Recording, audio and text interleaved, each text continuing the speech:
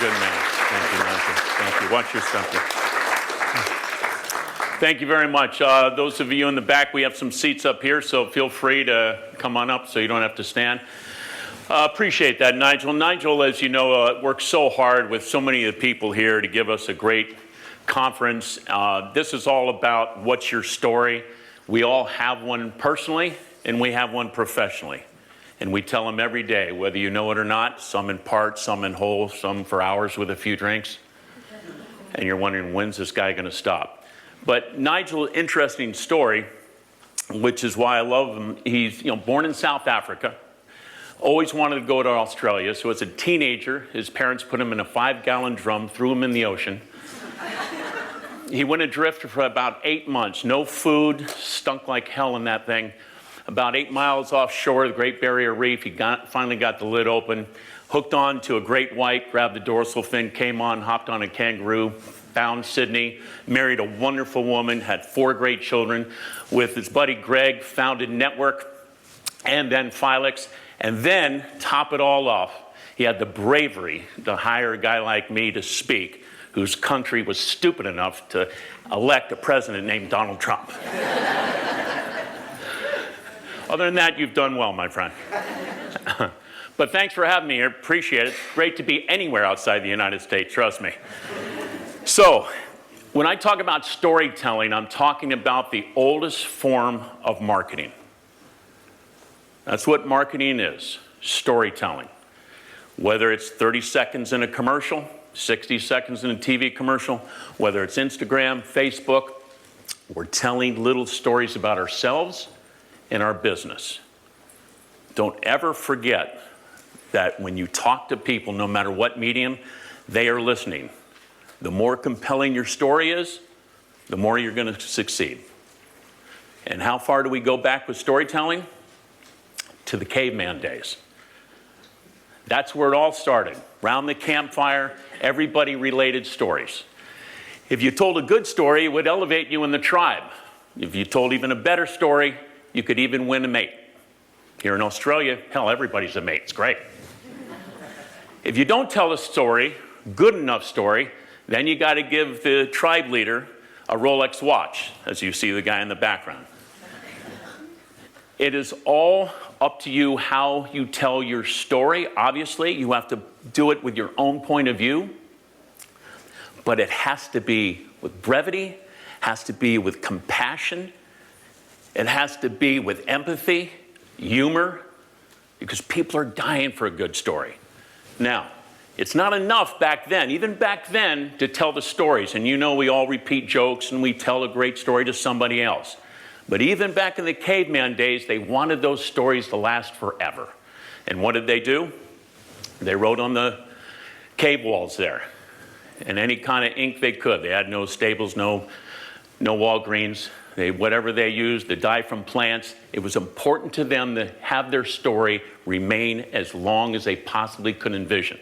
There's always a smart ass in the group, like the guy on the right trying to do an algebra equation. In which, for a creative guy, it kind of ticks me off because I have no ability in this math area. I mean, it's like I hate algebra. It's like, if X can dig a hole in 10 hours and Y can dig a hole in 5 hours, why doesn't X go home and let Y dig the hole? I just don't get that stuff. It's like fractions, which divides into what? I mean, I don't think I'm the only one. I think 8 out of 7 people have trouble with fractions. Am I right? There you go. Very good. My dad used to say, Derek, there's 3 kinds of people. Those who can count and those who can't. Thanks, Dad. So, thousands of years fast forward, what are we still doing today? Telling stories. I took Nigel here. This is in Spanish Bay on Pebble Beach, one of my greatest favorite places on the planet to sit down, cigar, drink. A lone bagpiper comes over the waters there up on the sand dunes and just starts playing tunes. It's just, magical. And people get out there and they just watch, they take pictures. Nighttime is when the stories get told. Why more than the daytime? Because we grew up hearing stories. I grew up with these. You all probably grew up with them as well. other ones, but we bonded with our parents when we heard those stories. We loved that. We felt good, went to bed with a great story. We longed for those. What do I read today? Tons of marketing books, autobiographies, biographies, anything I can learn. Seth Godin, great marketer, brilliant. In this book, all marketers are liars. I mean, tell stories. And how you tell them, as I said, is everything. But nowadays, besides just a campfire, look at all the places that you can tell your story. Newspapers, magazines, books.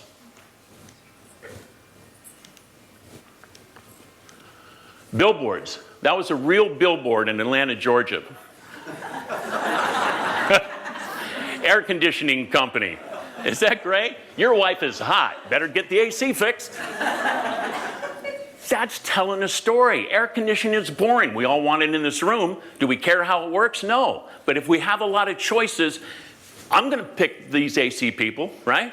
They're going to come to my house, a sense of humor, right to the point, love them. Radio, TV, your internet. To me, it's always been the last stop. No matter if you do little flyers, email drops, whatever, people always end up on your website just to get the information they didn't get in all the other marketing pieces. Make sure it's fantastic. Make sure it wows them. YouTube, wow, you can make your own TV show, really. You can make tons of little shows. It doesn't cost a lot. Tell your story on there. You can tell it, podcast, even that guy can do a podcast. And we have great social media, Facebook and Twitter and Instagram and Snapchat. Public speaking, you can tell your story. And of course, in movies. Great movie, right? I'll have what she's having. And in movies, sometimes if your company's big enough, incredible enough, interesting enough, you may even have a movie about your company. Anybody see this about Facebook? Amazing movie. You haven't seen it? It's fantastic. Apple, my favorite company, Steve Jobs. Incredible CEO, amazing story. But the one I just recently saw, and we all know McDonald's, was this one. Michael Keaton stars as Ray Kroc in the McDonald's story. Amazing. Anybody see that yet? Yeah. What'd you think? Pretty good? Yes. Isn't? Yeah. It is awesome. Amazing how a brand, one store, two guys. And this Ray Kroc guy said, no, we can make it all over the world. Franchise it.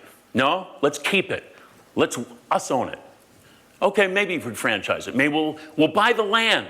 That's right, we'll own the land, and people can own their McDonald's store, but we own the property. I mean, it's just brilliant how he figured that out. What you don't want is somebody to do a movie or a documentary about you when you're a great company like Tower Records, my favorite record store in the world. Everybody else was. For decades, it was the place to go. This is the one on Sunset Boulevard. I go here once a week. Albums on the floors, just headphones, listening to the new albums that came out, reading the liner notes, everybody walking up and down. You'd see Elton John there, and we're all like, wow. Pretty much a few months after that, they closed the store just to him in early mornings. He loved that event, just going to the record store. So from 7:30 to 8:30, Elton was in there by himself. And we all waited till he left, and we came in there. Today, records are a thing of the past. It's amazing. We download stuff.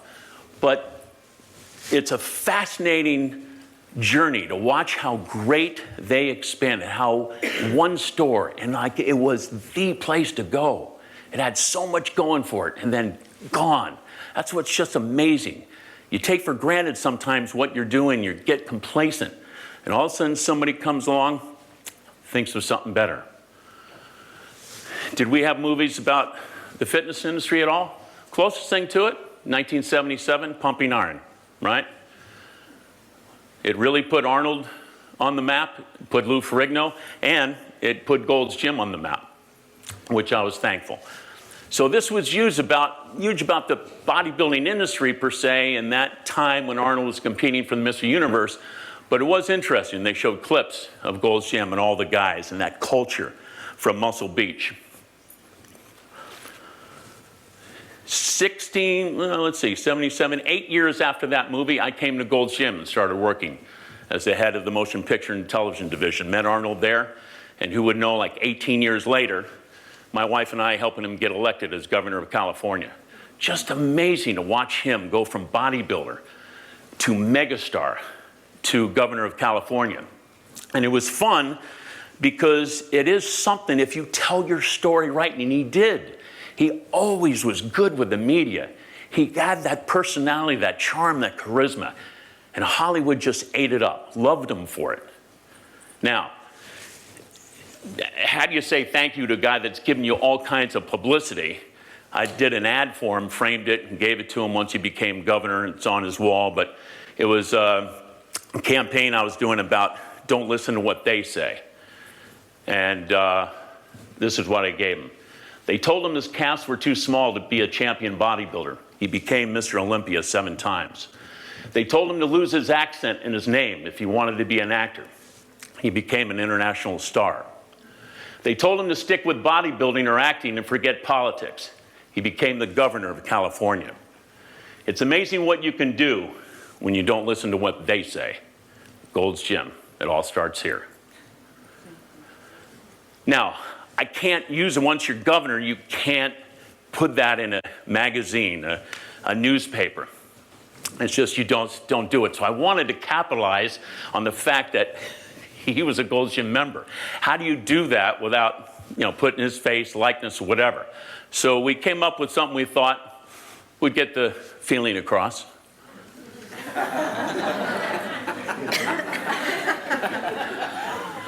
Right? You never know.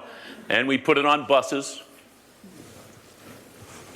Oh, there's always a way to tell a story. And working with the celebrities, it was interesting because I learned a lot. They're just like us, swear. And they just want to be like us to tell the same kind of stories. So whenever, like James Caan, from, name a movie. His most famous, Godfather. And when you talk to him, you're staring at the guy, Sonny Corleone, a Godfather, but yet he's just a regular guy. And when he speaks about how much he loves his son and the things that mean something to him, like, hey, thanks for the, membership here. I just love it. It's my home away from home. He's, in that profession, you're up, you're down, but just one of the nicest guys. Mark Wahlberg, he, after he started singing and stopped singing with New Kids on the Block, came in, started getting ripped. My favorite actor, Clint Eastwood, and that was fun because at Gold's, we were always raising money for something, always doing charity events. And Clint, asked us if we could help raise money for his Carmel Youth Foundation. And it's amazing the friendships you make and keep, because way back then when I had hair, and then as Nigel mentioned, when he came out to California a couple of years ago, as I think second to last visit, we went up to Carmel and we played his private golf course. And that was just really cool. So stories help to bond with people. And again, you tell yours, they tell theirs, and pretty soon, things that, this guy we all read about 9 times in rehab, and a great actor, Robert Downey Jr., super guy, and everybody respected him in Hollywood, and he just had trouble with substance abuse. And then one day he walks into Gold's Gym, and I'm like, oh my God, man. I gave him a VIP membership, gave him some clothes. Turned out to be the nicest guy in the world. And I said, what are you doing in here? Not that I don't want you to leave, but this is so cool. He said, I'm trying to get in shape for a movie called Iron Man. Wow, really? And he's kind of like, you think it'll be a hit? He said, I hope so. What have they done, 3 of them now? But just because we were telling our story at Gold's Gym, it was serious fitness. That's what attracted the celebrities. We gave them free memberships. They can get free memberships anywhere. But because we were saying Gold's Gym, serious fitness, or serious fitness for everybody, it worked. That story was true. We felt we had the best equipment. and the best trainers. So again, I never used these great stars in any of our advertising, but there was a way we figured, and since I love movies, and when you arrive early on to watch your movie, there's always showing those ads, and I thought, God, what a waste of money. And then I thought, wait a minute, we're a captive audience. We're staring straight at the screen. We have to watch all those ads. It's like, And so in LA, we bought some screen time, and we ran things like this, thinking about our actors.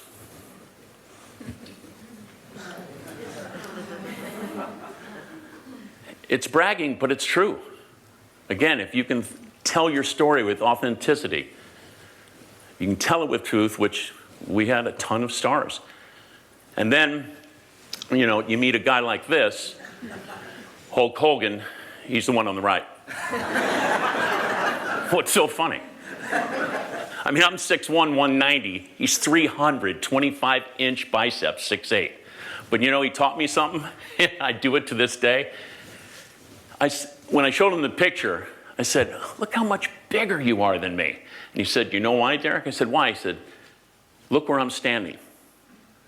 And I looked at it and I said, you're standing right next to me. He says, no, I'm 2 feet in front of you. He said, if you want to appear bigger, go to the side and angle in, move up. I swear, after that, every person I had a picture with, you always see me just up there. But I'm thinking about his size at a movie theater with a guy like that. How many times have we, somebody's talking, whatever, and you, shh, and they give you that look like, really, seriously? So I thought of this ad to run. We ran this.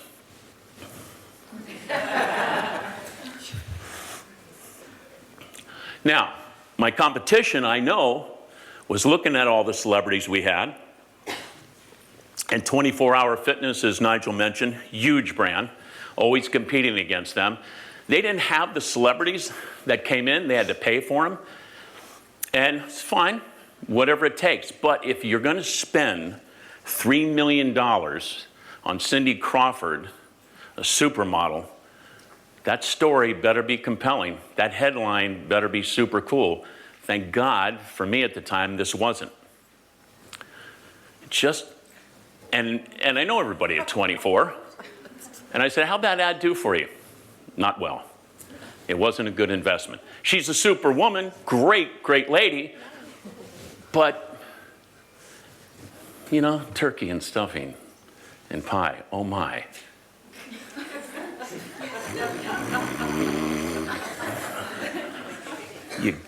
And thank God my competition was doing those kind of things. Because they had $40 million to spend on an annual budget. I had less than one. I couldn't afford to make mistakes. Everything that I did had to speak to that. Serious Fitness. How do you show it? Not with guys. I already knew Gold's Gym had all the Arnold Schwarzeneggers and the Lou Ferrignos. I go for the women. Where the women go, the men will follow. Very pro. Is that an amazing concept? And so I love championing them. My mom was a mayor of our town, respects smart, opinionated women, married a lawyer. So I went after not a supermodel, not somebody that's famous. This is the ad that I ran against the Cindy Crawfords and everybody else. This girl is just a good girl from Louisiana, comes from a good family, one of our members. She just happened to have the most incredible abs. Those are not retouched at all. And I just wanted kind of old school, the steel lockers, the old Gold's Gym logo on there, simply Serious Fitness. A great ad is supposed to engage you, make you stop, make you think, study that. That became a postcard, a poster, a billboard. It's still going around today. We're still friends. Kim LeBlanc, fantastic woman. Now, in 1996, 24 Hours spent $3 million to sponsor the Olympics. I was so bummed I wanted to do that. I wish I had the money. Gosh, dang, to be Gold's Gym, proud sponsor of the Olympics. Didn't have it, didn't have the budget. So how do you compete against a 500, gym chain like 24 Hour Fitness. And I'm like, oh man, less than $500, I created a simple ad. And I knew all of the Olympic athletes, a lot of them throughout the country, throughout the world, were training in our Gold's Gym. We had Barton, Nadia Comey. We had so many people that come in and train. I thought, wow, that's really neat. So I came out with this ad and sent it to all our 600 gyms in 43 states and 27 countries, and it kicked ass.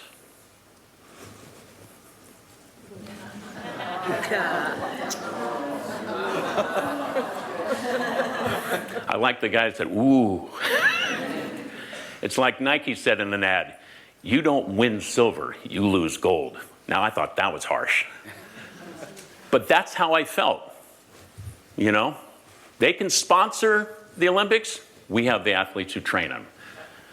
But it took me a while to get there. You don't just throw money after money. Think where your competitor goes, go somewhere else. They zig, you zag. Now, at the time in 1985 when I came aboard, this was the landscape in the United States. These were the big players. And Powerhouse and World Gym came after us, and as you look up there, those logos are too similar. Now, Joe Gold founded Gold's Gym. He went in retirement, came out, and he founded World Gym. He had the integrity to call us and say, hey, do you mind if I do, logo like yours? It'll be World and then Gym, and instead of, the guy, I want to have like a gorilla with a bent barbell. And our CEO said, yeah, that's cool, because we liked him. Good guy. Powerhouse just ripped us off. Everybody else did down the line, Gecko's Gym, God's Gym, Buckwheat's Gym, you name it. So we had to shut them all down. But looking at that, I thought, wow, that's too similar. And if you look at Running Man with Arnold Schwarzenegger, people would call me, hey, I saw Arnold wearing your Gold's Gym shirt. I said, no, he's wearing a World shirt. No, he had the logo. It was like, Gold's and the gym. I said, no, that's a World shirt. Oh. So I decided again to zag. And looking at Gold's, I'm thinking, wow, it's not Red's Gym, it's Gold's Gym. And I wanted to make the man in the middle not so big and centered, kind of put him in there, but not make him the real focal point. So I came up with something that everybody loved, and this outsold the other logo on our merchandise 3-1. Just amazing, a little change like that. And then in '89, Crunch came on the scene. And then in '90, Lifetime Fitness, big box, about $100 a month. And then '91, Equinox, very cool brand. And '92, Curves, just for women, found their niche. And then the first of the low-cost models. Is that what you call them here, low cost? We say, yeah. Low-cost models. That didn't bother me. That definitely didn't bother me that somebody would come in and charge something less than we did. Because once they came in, I just ran this ad.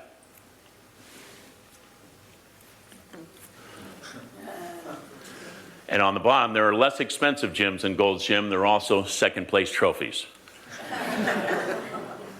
Now, to credit of Planet Fitness, they knew that there were a ton of gyms throughout America that were charging $50 a month that really weren't giving great customer service and a great member experience. So their story became, hey, why pay $50 a month when you can pay $10 a month here and get the same thing? They were right. They were right. And everybody started scrambling.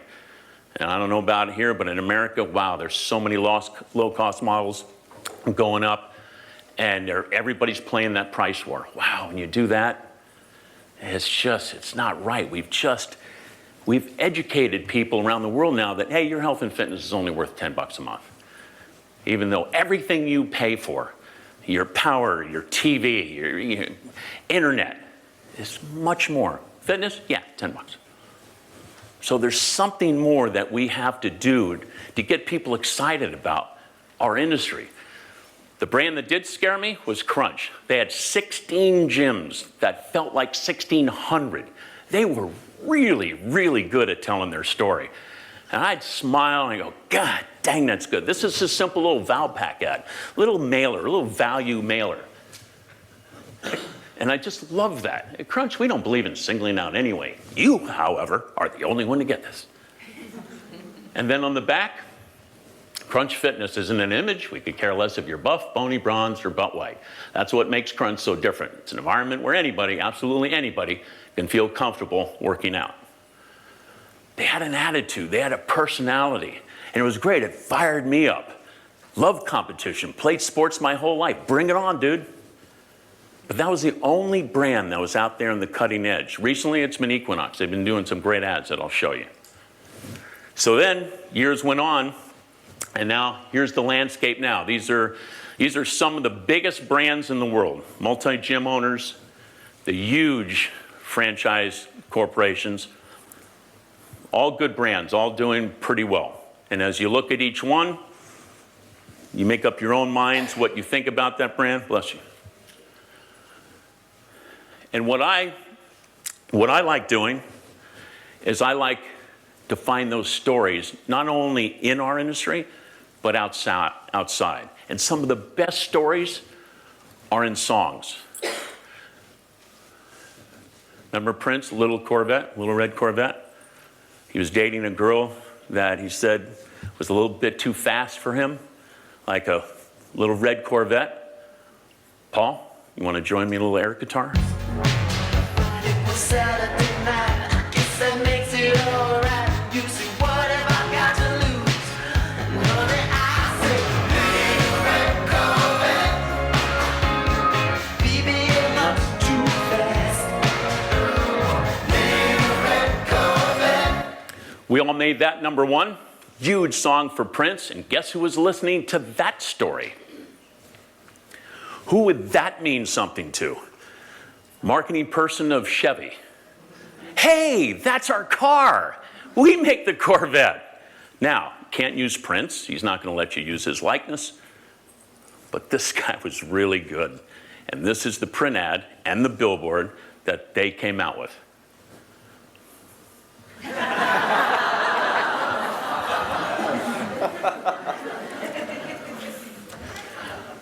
Clever, right?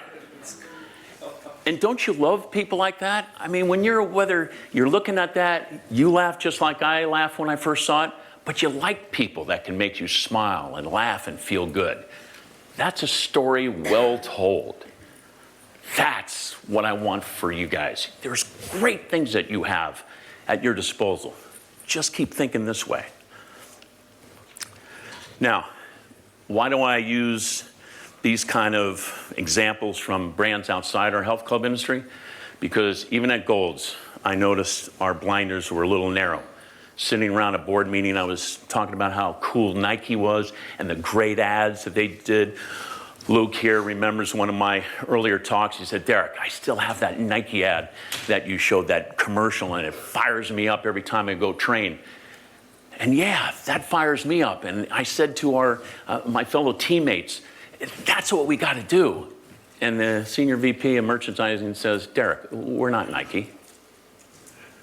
I said, yeah, and we're never going to be Nike if we don't think like them.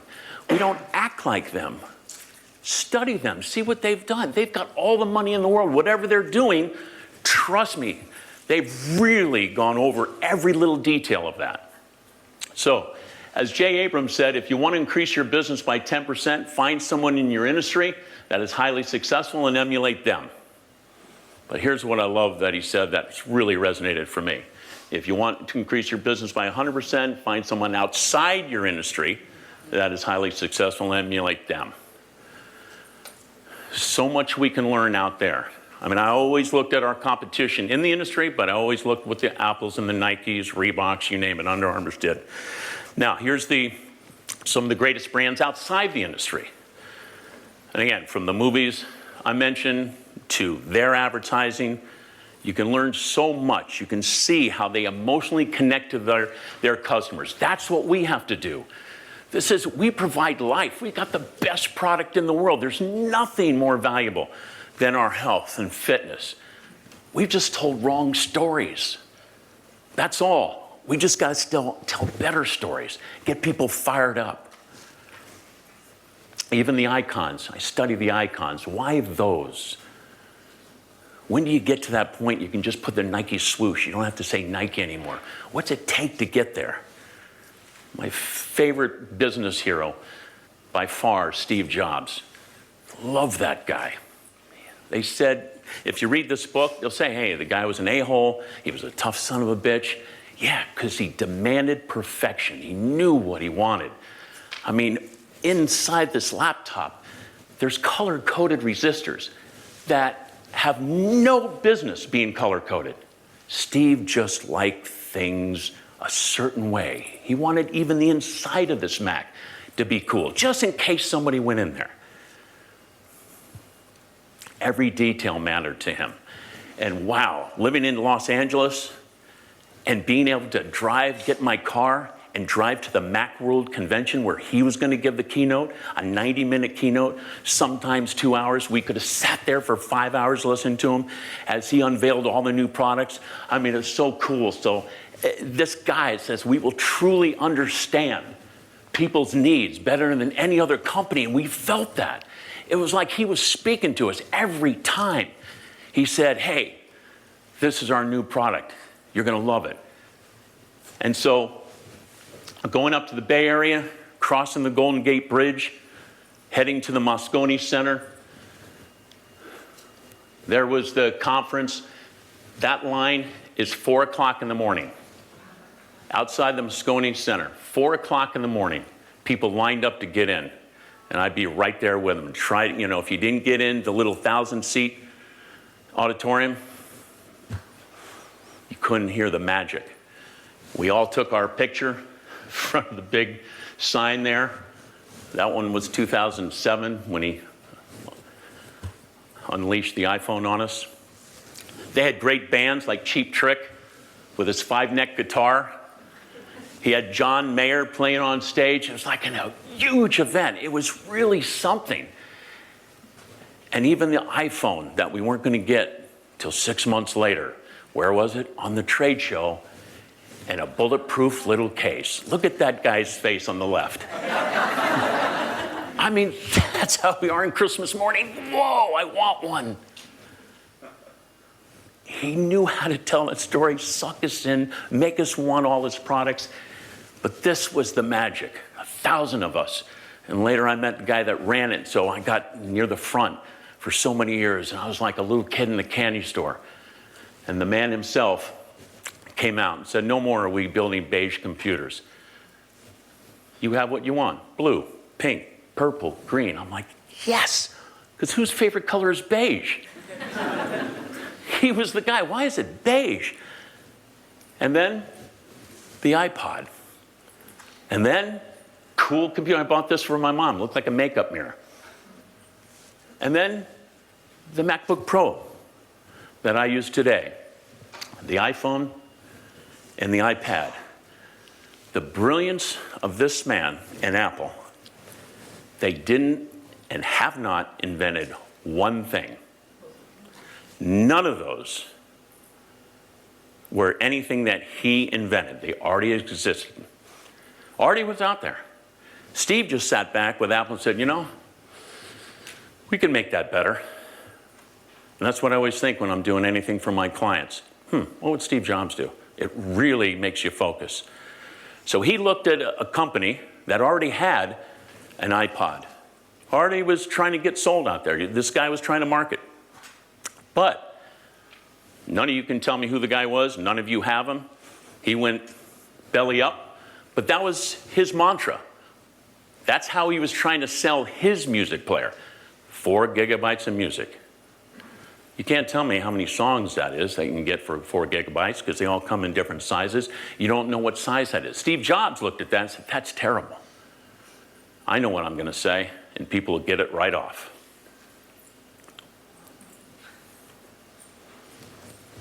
Thousand songs in your pocket. When I saw that, even, oh my God, I got the Beatles, got the Eagles, Bruce Springsteen. God, 1,000 songs in your pocket. It must be really small. Yeah, It's the words. Again, it's how you set up that story. He always thought different. And yet, that became the biggest campaign of Apple. They were 90 days from going under. And he did these ads. And my dad, an English major, said, "Oh, that's grammatically incorrect." I said, "What is, Dad?" It should be think differently. "Dad, yeah, but this is marketing. You have a little leeway." "No, I don't care." Jeez. But Apple knew that. But again, leave off the ly. Think different. As my wife said, you got to know the rules first, then you can play with them. So true. Change your words, change your world. Just doesn't look exciting, does it? Used car. Nobody really wants to buy a used car. I've bought used cars before. But when you look at that, it's like, wow. And the car owners saw that as well. God, can't we name that anything better? And they sat down and they came up with something real easy. Pre-owned. It's the same thing as used, but it just sounds more flamboyant. Hey, pre-owned. And then some guy made an Aston Martin ad, the car company that made the first 007 cars. And Aston Martin marketing guy put it on his website. Sales increased by 10% all over the world for Aston Martin cars. And the concept kind of tells you how great kind of pre-owned is. And this is the ad. "You know you're not the first, but do you really care?"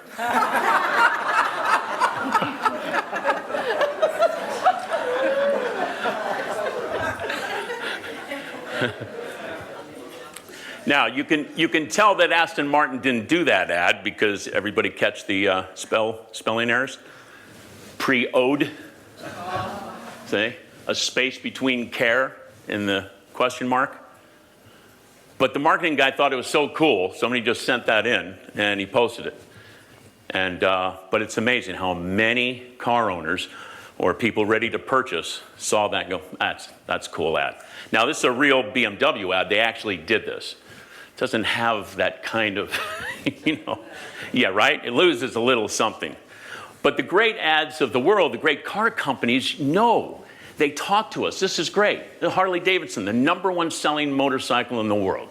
You come into the world with nothing, you leave the world with nothing. While you're here, you should have something really cool. It's time to ride. #1 selling motorcycle in the world, the most expensive motorcycle in the world. They just know how to tell their story. And we all want something cool. Nigel showed me his a Ducati. Did you have a Ducati motorcycle or what? Triumph. Great bike. But you want to feel proud of the things you own. You want to show it off and say, hey, yeah, this is my bike. But this is what our industry does. We don't have those cool ads. From '85 when I started Golds, this is what my competition was doing. And it was like, wow, seriously? 50, 2 for 1. It's just nothing there. I mean, LA Fitness, huge chain. I don't know where to look on that ad. I mean, look at that. It's like, it should be just one headline, one picture, your logo. But look at that, register people, initiation. I mean, once you jumble somebody's mind up, once you overwhelm them with too much stuff, they'll turn the page. If it's a magazine, whatever. Have to stop them, engage them. 1 month, I'm looking at this Bally's door hanger. Find your summer body, $5 to get started. The next month, I saw them do this. Get that? Guess what that tells me? Hey, honey, let's wait till next month. They'll pay us to train in the gym. And guess where they are? Out of business. Only one competitor can be the cheapest.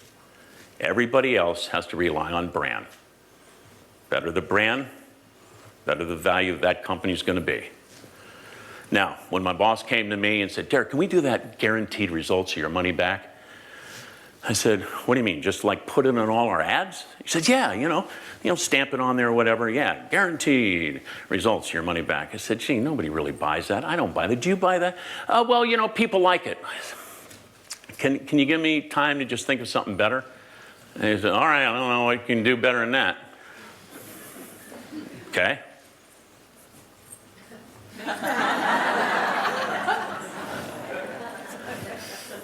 And then we put it in a newspaper ad. If you're not completely satisfied after 6 months, we'll give you your old body back. And on the bottom, while you can change the way your body looks overnight, you can change the way it starts to feel. Now, I wrestled a long time with the time frame that we put on that ad. If you're not completely satisfied after 6 months, I wanted to put 3, some of us wanted to put 6 weeks, whatever. But when we thought about the truth, not everybody is going to do well after 6 weeks, 9 weeks, 3 months, whatever. But we thought 6 months, you should show, if you're at it, you should show some kind of progress. So again, we were trying to be mindful of people, just the average person. And we're not going to BS somebody and say, God, immediately you're going to have a change. No. Well, you can't change the way your body looks overnight. You can change the way it starts to feel. That's what our customers want. You got to be truthful. Yeah, it's a long road. I mean, I don't know what your metabolism is. Mine, I eat something just blow up. So I know what you're going through. But glad to have you in the gym. It's just a process day by day. But if you eat right, train right, you're going to be okay. Telling a story that's truthful. Here's a great ad. This is the New York Sports Club. Love these people. And Ursa used to tell us all the time that people are intimidated coming into gyms because they don't know what to do. I think this speaks to it beautifully, right? It stops you, makes you read, and gives you a little smile. In one of the Ursa magazines, this is for, probably a lot of you have software, membership software, keep track of your customers and what they're paying and all of that. And this was an ad that one company put out, club owners. Hard work pays off. And with the same blonde woman using the dumbbells that we've seen that stock photo over and over again. And I'm thinking to myself, I don't want to work hard. I want to work smarter, whatever it takes to get the job done. But that ad doesn't resonate to me. And then 4 pages later, here's her competitor that nailed it, that spoke to me. Isn't that true?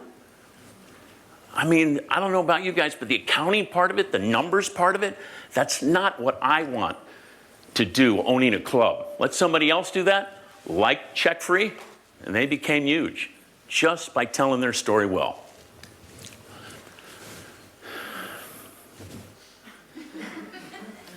Seriously? Really?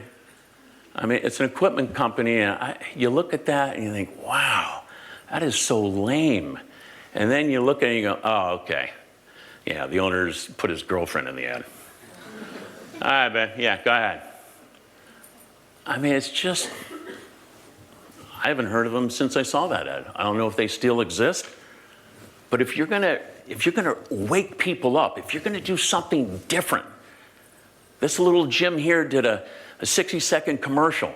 Cost them $5,000. The average commercial in America, a national one, is $500,000 just to make it.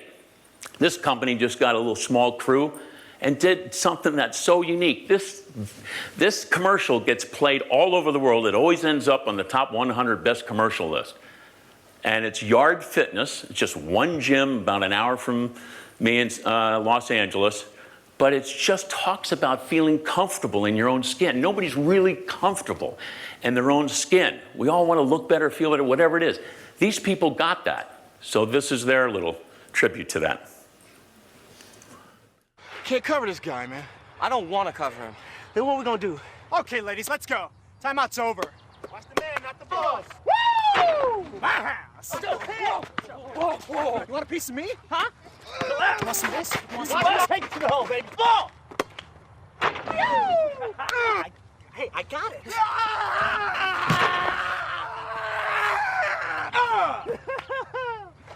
What's up, sugar? What's up, huh? Oh, my God. Cute, right? It's cool. Yeah. Make people laugh, make them feel good, emotionally connect to them. Now, we all know Garth Brooks, and he said it right on the money, especially when it comes to print ads and songs. You know, both songwriting and advertising want the same thing, to get to it few words as possible. And there's so much clutter out there in our own business.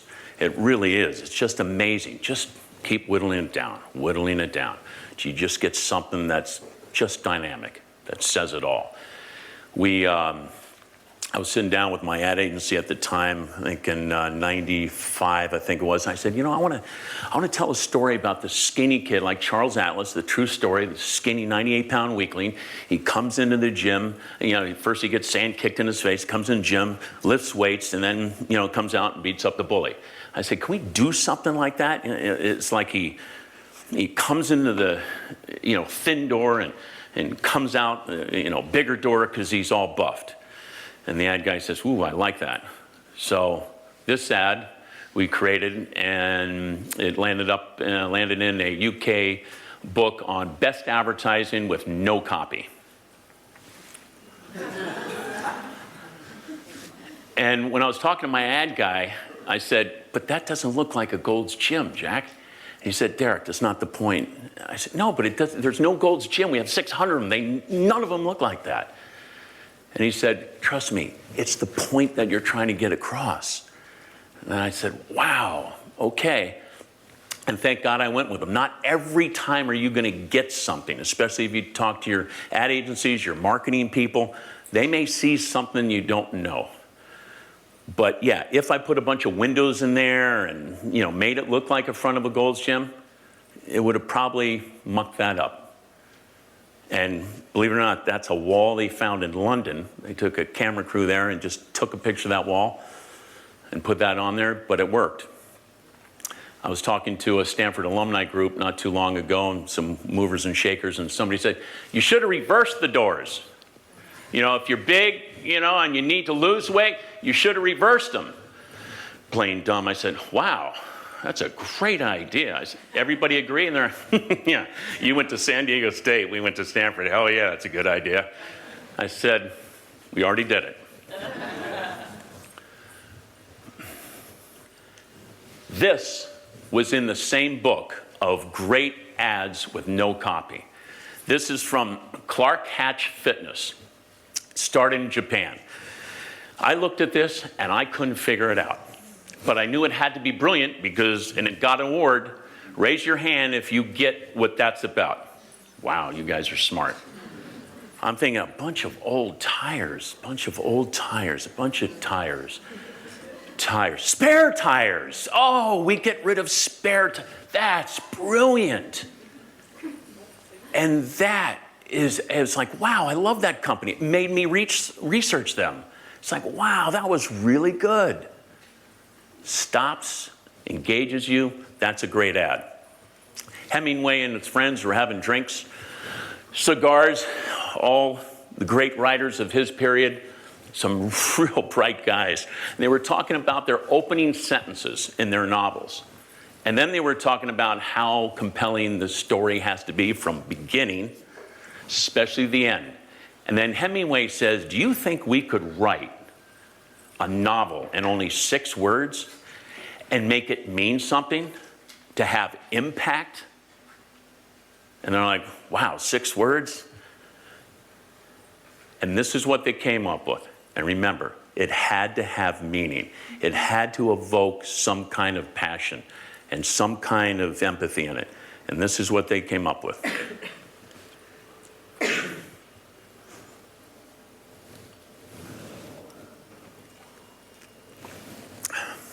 How many people, like me, thought the baby died? Yeah, I'm like, oh man, that's tragic. My wife said, no, the shoes are too small. It was a gift, and they had to get rid of it. Could be.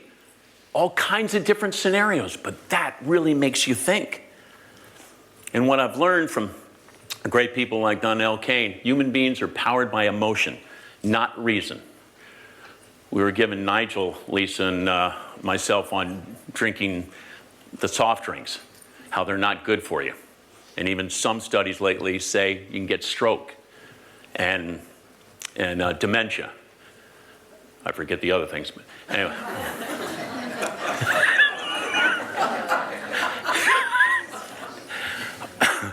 But, and I remember in school, we took a glass of water and we put a glass with a nail, and we put Coke in it, and for the rest of the school year, the nail just dissolved. It was like, wow. But we still drink it occasionally. Why? Because Coke knows what we already know. It's not good for us. They get it, but they win us over emotionally. I've got 2 younger brothers. I so identify with this recent commercial. Love this commercial. It makes me want to drink a Coke. This is how they win us over.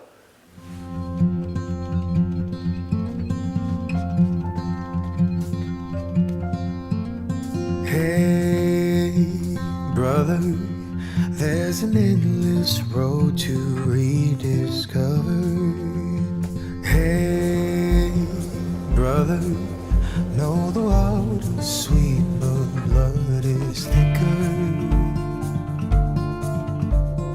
Oh, the sky comes falling down for you. There's nothing in this world I wouldn't do. What if I'm far from home? Oh, brother, I will hear you call. If the sky comes falling down for you, there's nothing in this world I wouldn't do. Is that great? Coke, taste the feeling. Wish I had that line in high school. Hey, taste the feeling. Emotion leads to action, while reason leads to conclusions. Meaning, okay, I know grapes, when they dry up, become raisins. The ugliest fruit in the world. It doesn't really look compelling. I know it's good for me, but I don't know. Maybe not. So a marketer came into the California raisin growers and said, you got to make them likable. You do have the ugliest fruit in the world. Who wants to eat that stuff? And what do you expect us to do? Well, why don't you put arms, legs on it, sunglasses, make it more friendly. And then they made a commercial that's in the Smithsonian Institute. It's one of the greatest commercials of all time. And after running this campaign, raisin sales went up 8 times, 10 times. It was through the roof.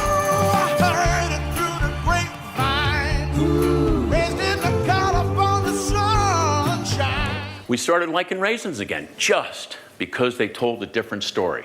Because before, hey, eat raisins. Have a pack a day, they're good for you. Same thing we got to learn. We can't preach to people.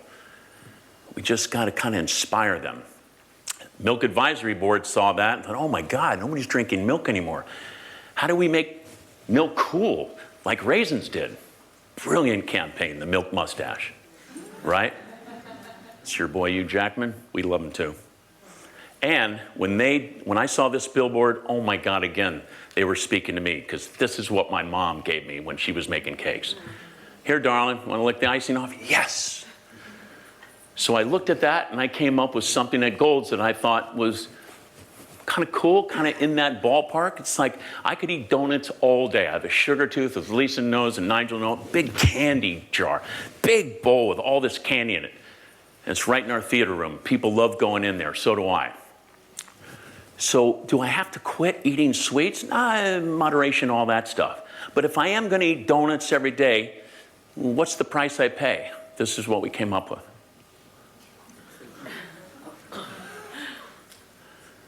And people like that. You know what they said? It's like, oh my God, I love that ad. People are always saying, oh no, you can't eat that, it's bad for you. Yeah, Coke's bad for you too, but okay.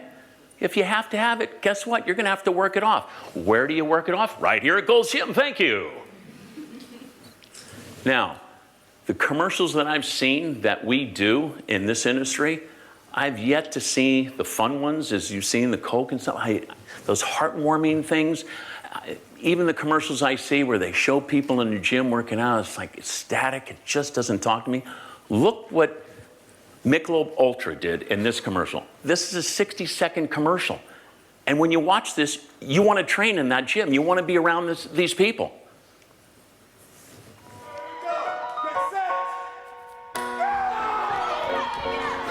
Making your way in the world today takes everything you've got. Taking a break from all your worries sure would help a lot. Wouldn't you like to get away? Sometimes you wanna go where everybody knows your name, and they're always glad you came. You wanna be where you can see our troubles are all the same. You wanna be where everybody knows your name. You wanna go where people know people are all the same. You wanna go where everybody knows your name.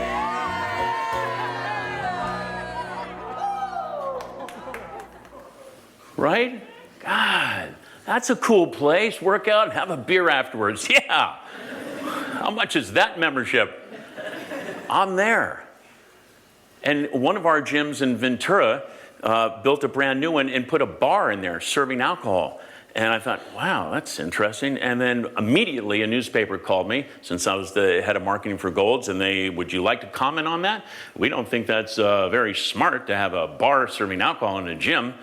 And man, I was taken off guard, but I was just trying to answer truthfully, and it seemed to work. I said, well, on a Monday night, we have Monday Night Football, and starts at 6 o'clock. So every guy knows that they need to finish their workout before 6, and then they get in their car and they drive to the local bar. So we thought, hey, they work out, and once they finish the workout, they just walk up to our bar, have a beer, watch the game. And there was a pause, just like that. Just, oh, okay. Oh, yeah, okay, I guess that makes sense. Yeah, they're going to drink somewhere. Why not in a gym? Who said we can't have that in a gym? But it worked for the guy. Everybody loved hanging around that bar. It was the place to congregate. And me, I want to pay off like anybody else.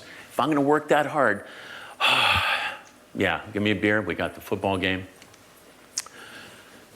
Big, as I said, big proponent, champion women. If you're going to champion things, make sure, they come across in sincerity. My wife has survived breast cancer twice. She kind of inspired this ad, and I love that. 1 out of 8 women get it. And if people look at ads like this, they'll feel like, wow, these people got heart. They got soul. I didn't want people to keep thinking we're a bodybuilding gym. That's why I used women after women after women. We sold these shirts, and I took our icon. I had the pink ribbon on his chest, and my wife said, why don't you just wrap a towel around his neck, a pink towel? I thought, oh my God, that's brilliant. Renewed her contract for another year, so. Like I said, I think I got my love for strong and wonderful women from my mom. That's at Candlestick Park, San Francisco Giants baseball team. And she's throwing out the game ball. Just amazing. Incredible story. Incredible lady. I didn't want to do door hangers like everybody else. I didn't want to just do those rectangle things. Why can't it be different? So, we'll make them into dumbbells. So all these things that I did at Gold's was just trying to do something different than my competition was doing, just trying to tell a different story. And look at how the big boys and girls did it. And it ended up really helping me. I mean, I ended up on the cover of CBI and other magazines. In 2005, I ended up with Gold's and America's Greatest Brands book. That was a rush. It was awesome. And I continue to learn. And I do it with my clients. It's fantastic working with, people that, these are just some of the companies that I've worked with since I left Gold's in 2006. And a lot of you know Joe Cirilli, who's spoken here many times. Great guy, owns 3 great clubs in Gainesville, Florida. And working with him to do some ads, he has a lot of elderly people there. So I came up with an idea like this. And then his website, I said, Joe, I love you, but that looks like a page out of a phone book. You got to put a little more color to it. So just these little things that I help. Steve Eden, my client in Mackay, Australia, also good friend. I mean, he gets it. You know, we talk every month about monthly promotions, and we talk about, gee, what are people doing in our gym here? What are they doing? What they work out here, then what? Well, it helps them do better in all the extracurricular activities outside, right? It can make you stronger, more flexible. So we put that in an ad.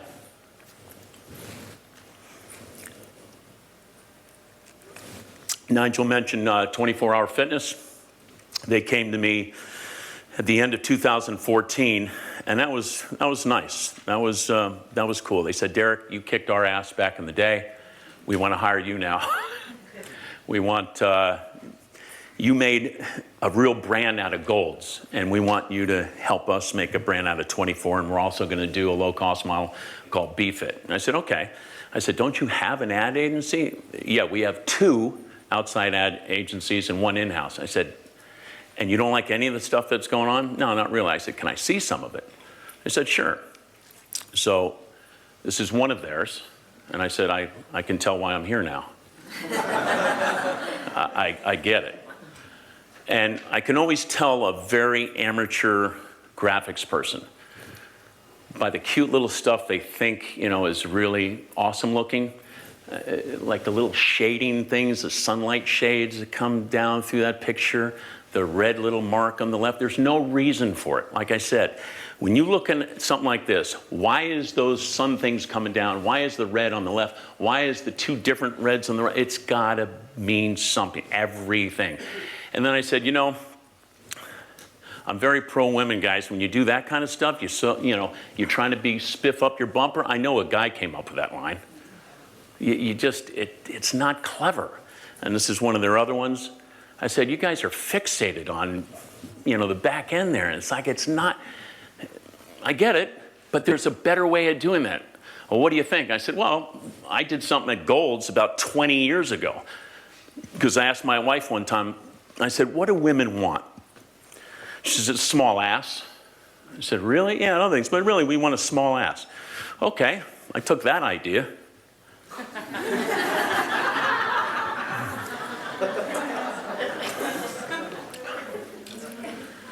Right? And that was huge for us. Huge. Only got 2 complaints. Oh, wow, you used the word ass. It's in the Bible, it's in the dictionary. Oh, okay, good night. But if you're going to do stuff like that, it's got to be really creative. It's got to mean something, emotional. Like I said, Equinox is making some great ads. This is one they've done recently. That stops you, engages you, makes you think. My wife saw that and go, oh, that's what I want. It's got to be aspirational. Not everybody's going to like the ad. Not everybody, but enough. Here's an ad that was done in, I believe, Brazil. This, too, gets thrown and sent all around the earth. And I love this ad. We could never do this, probably in the United States, but this I wish we could. And again, you don't target women when you're trying to, create something funny. You go after the guys. You can always zing a guy. Always make him look bad. Okay? If he's fat, it's okay. Never a woman. And here's what they did so brilliantly. Remember the man boobs? Okay.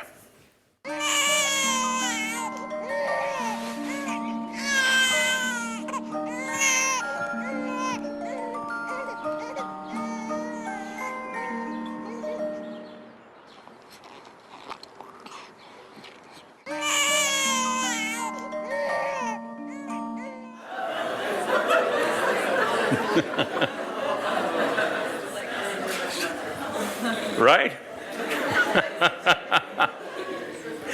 Gutsy for that actor to play that part. But we were, one of our first TV commercials to kind of do that. This is one we put together at Gold's.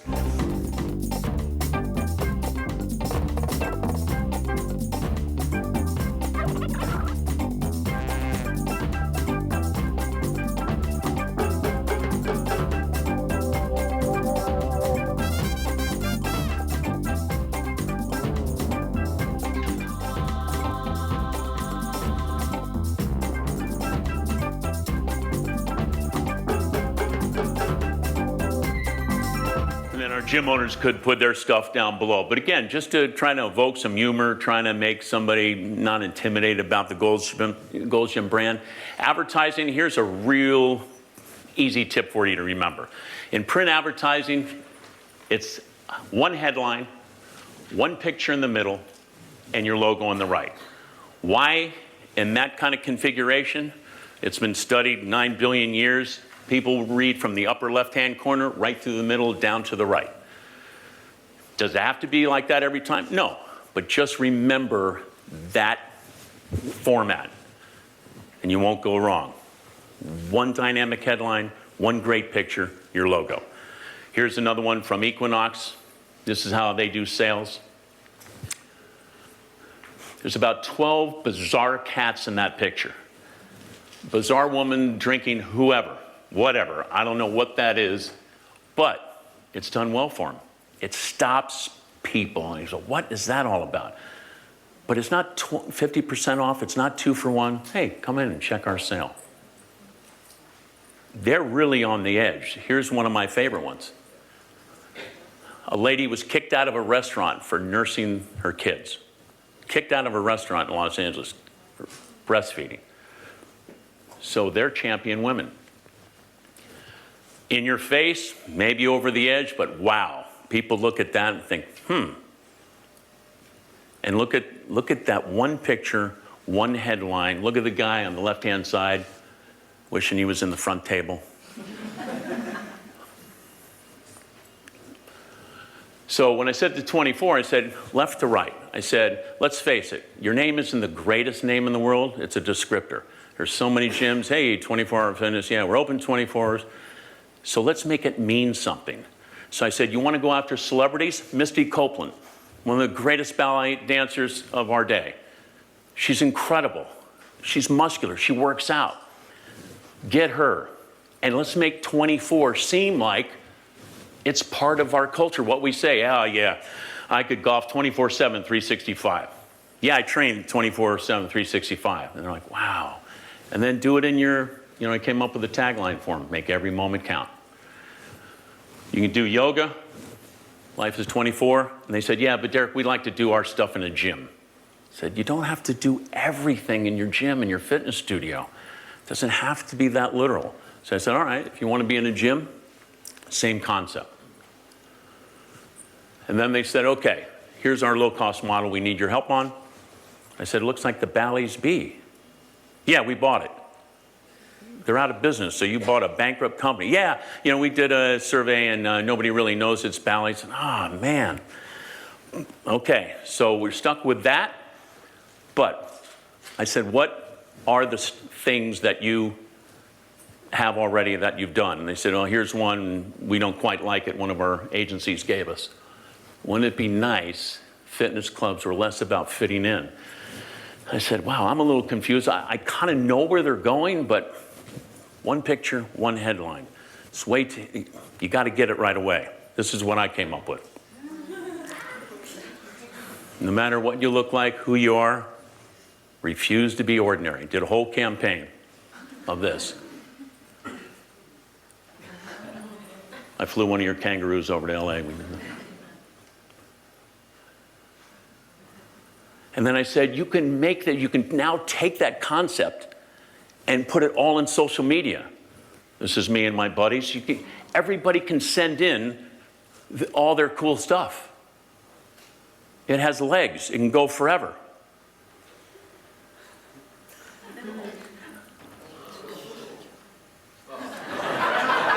Right?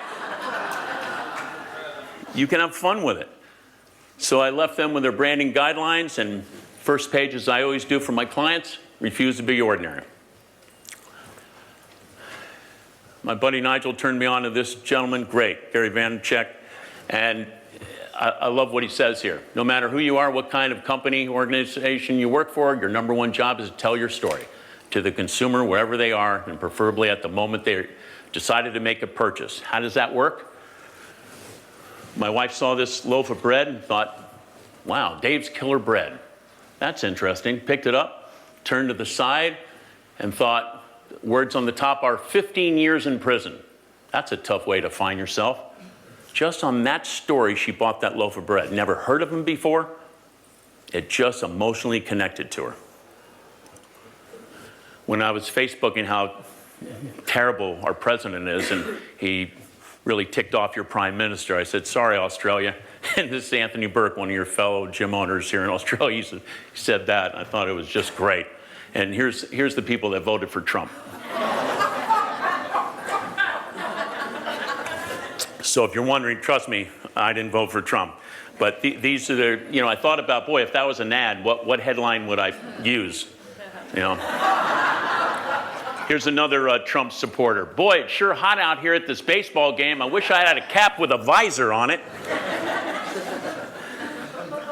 Okay, trip to the emergency room in 3, 2, 1.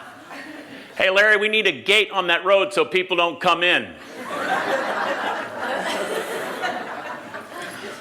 Okay, when we bullet out of the sky from 40,000 feet at 500 miles an hour and crash land in the Pacific Ocean, hey, I know it's going to be a bumpy ride, but don't anybody light up and feel good about it and leave your suitcase where they are. But this, exactly, and I saw this on Facebook. I'm thinking, wow, why isn't our industry using this as an ad? It's simple. I'd do something like that, right? All these great pictures we share. I'll leave you with this one. This is this last commercial is from Thai Life Insurance, an insurance company. What they sell is only good when you die. It's a product that you can't appreciate, life insurance.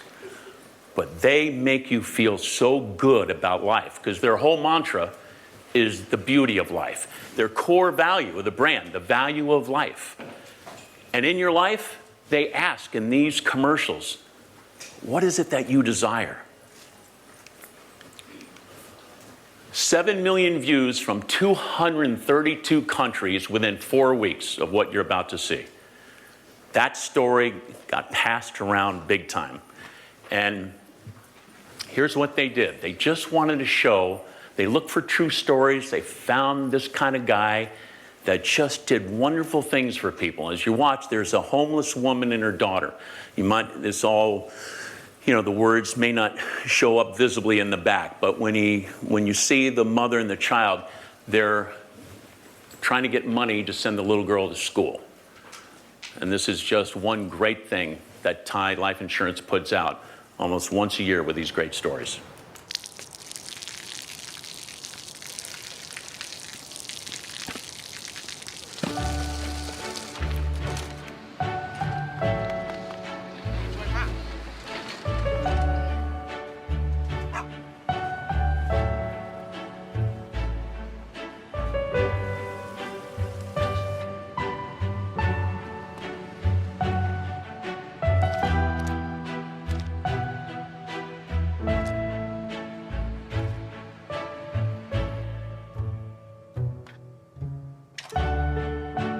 เขาจะได้อะไรถ้าเขาทำแบบนี้ทุกวัน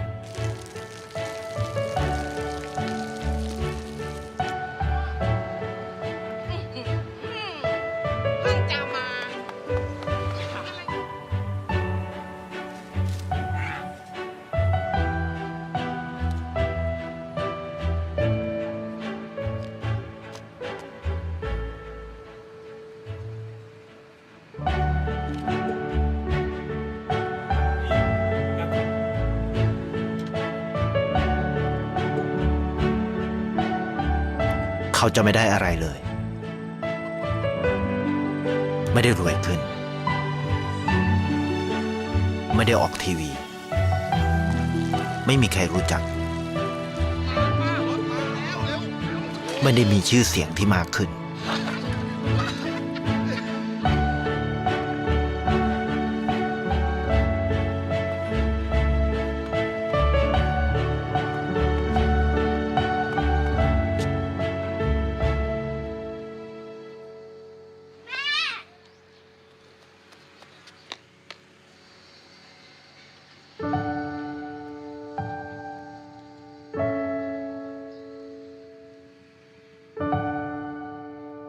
เพราะสิ่งที่เขาได้คือได้แค่ความรู้สึก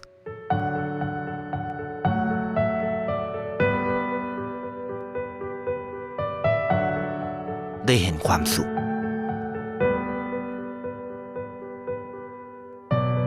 ได้เข้าใจ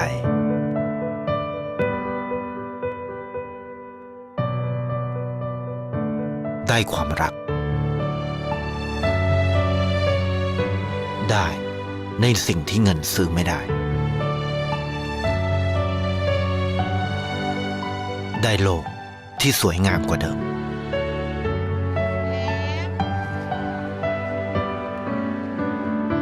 ในชีวิตคุณอะไรคือสิ่งที่คุณต้องการมากที่สุดไทยประกันชีวิตเชื่อในความดี